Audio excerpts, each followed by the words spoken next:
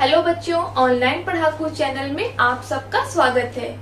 आज की इस वीडियो में हम अनुस्वार और अनुनासिक के बारे में पढ़ेंगे। अक्सर बच्चे कंफ्यूज हो जाते हैं कि उन्हें अनुस्वार और अनुनासिक का प्रयोग कब, कहां और कैसे करना है। आज की इस वीडियो के माध्यम से आप सबके ये सारे कंफ्यूजन दूर हो जाएंगे। तो चलिए आज की इस क्लास को शुरू करते हैं। बच्चों, सबसे पहले हम अनुस्वार के बारे में जानेंगे कि अनुस्वार क्या है और इसका उच्चारण किस प्रकार से किया जाता है। बच्चों, आप देख रहे हैं अनुस्वार दो वर्णों के मेल से बना है। पहला वर्ण है अनु, जमा स्वर। अनु शब्द का अर्थ होता है पीछे चलने वाला, बाद में आने वाला या अनुसरण करने वाला। और स्वर आपको पता ही है, तो इन दोनों के मेल से या इन दोनों को मिलाने से जो अर्थ बनता है वह आपका है स्वर के बाद आने वाला। यह एक नासिक व्यंजन है। अनुस्वार क्या है? नासिक व्यंजन है। इसका मतलब है कि हम जो अनुस्वार शब्द बोलते हैं उसका उच्चारण नाक से करते हैं तथा इसकी जो लिपि चिन्ह है वो बिंदु की तरह है, बिंदु लगाते हैं।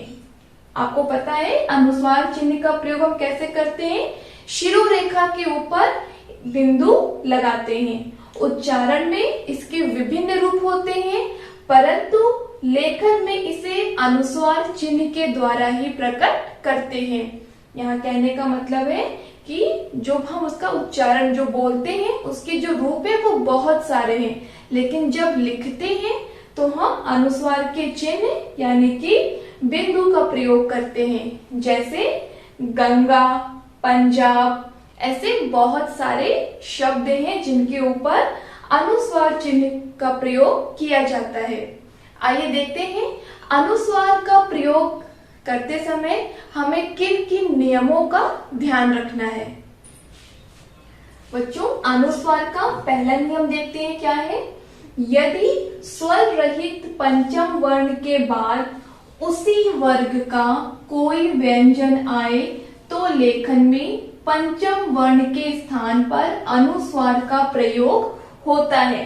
देखिए नियम क्या कह रहा है कि यदि स्वर रहित पंचम वर्ण के बाद, अब देखिए आपको पता है कि क से लेकर प वर्ग तक हमारे स्पर्श व्यंजन होते हैं और हर वर्ग में 5 वर्ण होते हैं और हर पांचवें वर्ण को हम क्या कहते हैं? पंचमाक्षर के नाम से जानते हैं। जैसे देखिए क वर्ग में क, ख, ग, घ, अंग, ये आपका पांचवा वर्ण है। ऐसे ही च, छ, ज, झ, य में यह आपका पांचवा वर्ण है। ट, ठ, ड, ढ, अन आपका पांचवा वर्ग है। त, थ, द, ध, न आपका पांचवा वर्ण है और प, फ, ब, भ, म में म आपका पांचवा वर्ण है, यानी कि अंग, य, अन, न और म, ये आपके पंचमाक्षर वर्ण के नाम से जाने जाते हैं। जो अब उदाहरण के माध्यम से हम नियम को समझते हैं। अब देखिए यहाँ पे है ग, अंग और ग। नियम क्या कहता है कि यदि पांचवा वर्ण स्वर रहित हो, अब यहाँ पे आप देखिए अंग क्या है? स्वर रहित आया हुआ है और उसके बाद उसी वर्ग का व्यंजन यानी कि ग आया हुआ है। अब ये जो अंगा है वो ग के ऊपर अनुस्वार यानी कि बिंदु लगाकर हम प्रयोग करेंगे तो आपका गंगा शब्द इस प्रकार से बनेगा। उसके बाद है च, य, च और ल। अब ये जो इया है ये स्वर रहित है और च वर्ग का पहला वर्ण यानी कि उसी वर्ग का पहला वर्ण च आया हुआ है, तो जो ये इया है ये च के ऊपर अनुस्वार के रूप में प्रयोग होगा। तो आप चंचल इस तरीके से लिखेंगे। पंडित, अब देखिए टा वर्ग का अना पांचवा वर्ण यहाँ स्वर रहित आया हुआ है और उसी वर्ग का दूसरा व्यंजन ड आया है। अब जब हम ये अना को अनुस्वार के रूप में प्रयोग करेंगे तो प के ऊपर बिंदु लगाकर करेंगे तो आपका पंडित इस प्रकार से लिखा जाएगा।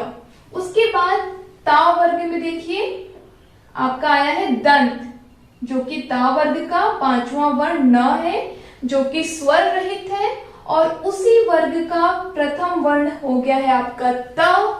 तो ये जो आधा ना है वो द के ऊपर अनुस्वार यानी कि बिंदु के रूप में प्रयोग किया जाएगा और दंत इस तरीके से लिखा जाएगा। उसके बाद है पंप। अब देखिए ये प वर्ग का पांचवा वर्ण म है, जो कि स्वर रहित है, और उसी वर्ग का प्रथम वर्ण प आ गया है। अब ये आधा म यानी कि जो ये स्वर रहित म है वो अनुस्वार के रूप में पहले प के ऊपर बिंदु की तरह लिखा जाएगा और इस तरीके से आप पंप शब्द को लिखेंगे। आइए अब अनुस्वार के दूसरे नियम को समझते हैं। अनुस्वार का दूसरा नियम क्या कहता है? ऊष्म व्यंजन। आपको पता है ऊष्म व्यंजन की संख्या कितनी होती है? 4। कौन कौन से ऊष्म व्यंजन है? श, श, स और ह। से पूर्व यानी कि इनसे पहले अगर कोई भी वर्ण आता है तो वहां पे हम अनुस्वार का प्रयोग करते हैं। उदाहरण देखिए, जैसे यहाँ पे पहला उदाहरण है वंश, तो श के जो पहले वर्ण है वो व आया हुआ है, तो इसीलिए यहाँ पे अनुस्वार बिंदु के रूप में प्रयोग किया गया है। ठीक ऐसे ही मांस है, फिर आपका यहाँ पर हंस और अंशु है। अब देखिए यहाँ पे ह और स दोनों आए हुए हैं, तो अगर हम नियम के अनुसार देखें तो नियम क्या कहता है कि इन व्यंजनों से पहले, तो स के पहले बच्चों क्या है? ह है, और ह के पहले यहाँ पे कोई भी वर्ण नहीं है, इसीलिए ह के ऊपर बिंदु के रूप में अनुस्वार का प्रयोग किया गया है। आइए अब अनुस्वार के तीसरे नियम को देखते हैं और समझते हैं। अनुस्वार का तीसरा नियम कहता है कि सम उपसर्ग के बाद अंतस्थ व्यंजन कौन कौन से हैं?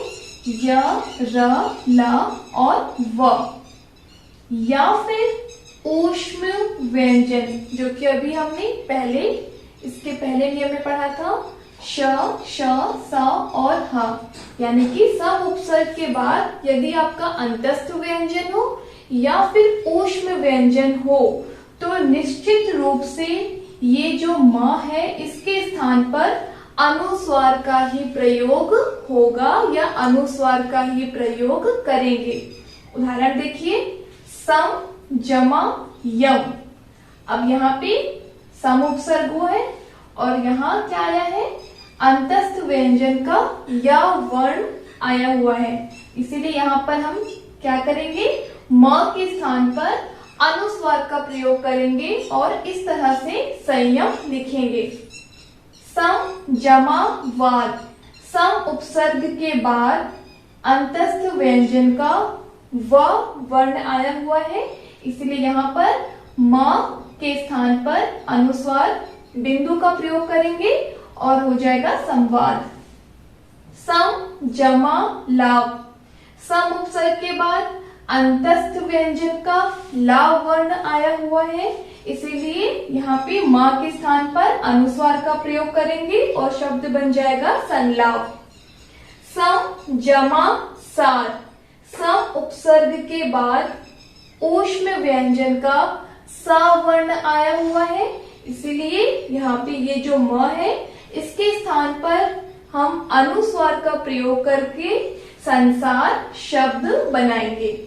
तो ये नियम कहता है कि यदि सम उपसर्ग के बाद यदि अंतस्थ व्यंजन का कोई वर्ण हो या ऊष्म व्यंजन का कोई वर्ण हो तो उसके म के स्थान पर हम अनुस्वार का प्रयोग करते हैं।